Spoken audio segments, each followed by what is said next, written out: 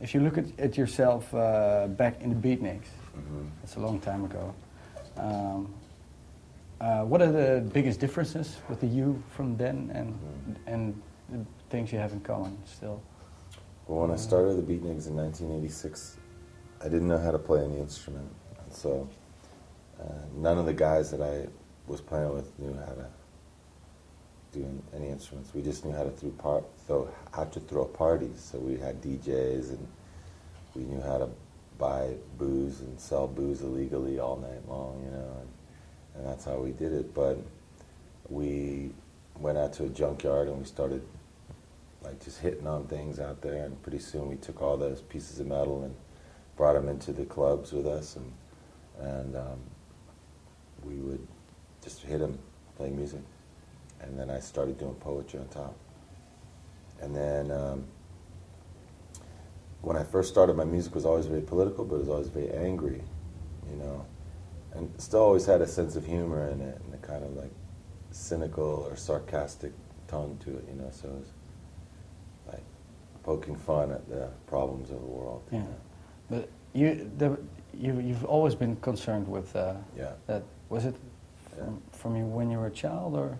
Yeah, I think maybe because my father is African American and Native American, my mother is Irish, French, and German, and when I was born, she gave me up for adoption because her family was very racist. She thought that they would never accept me.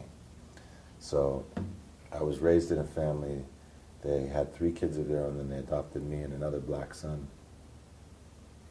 And I never really felt like I fit in with the family. So I always felt this feeling of being an outsider. And so my music and my politics has always spoken to that, the giving a voice to people who feel left out. Yeah, okay. Yeah.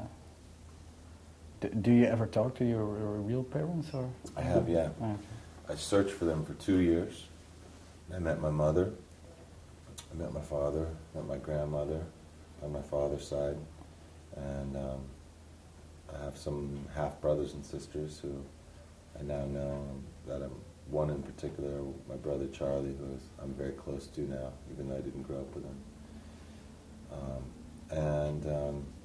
I called my mom on Sunday from here. It's Mother's Day in America, so I talked to her.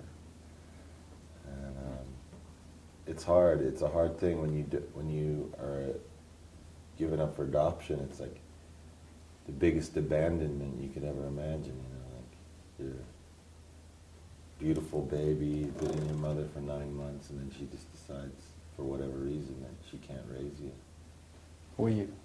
Were you very angry with them?